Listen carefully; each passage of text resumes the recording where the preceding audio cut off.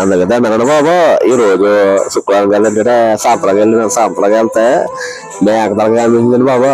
మేక తలకి చాలా అయింది. అందులోనూ వంపోటి ఫుల్ గా పడేసింది. ఎందుకని మా భార్య ఏమని శుభ్రంగా తలకాయమని తెచ్చి వండమనండి.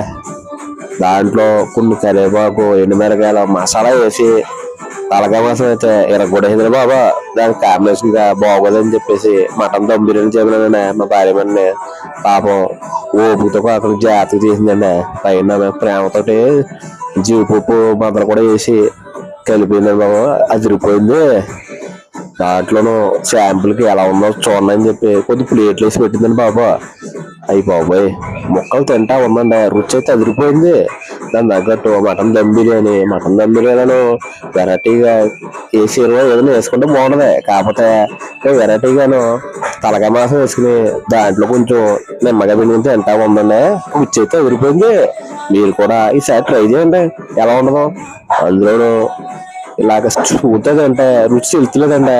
అందుకే శాంపుల్ అని చెప్పి తింటే ఆ రుచి తెలియలేదు. కానీ అంతలో తింటే ఆ రుచి వేరు.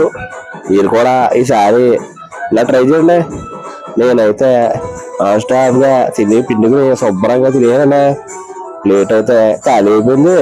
మీరు కూడా వదిలిపెట్టరు. ఈసారి ఇలా ట్రై చేయండి. ఉంటానండి, మరి సబ్స్క్రైబ్ చేయండి. ఉంటానండి.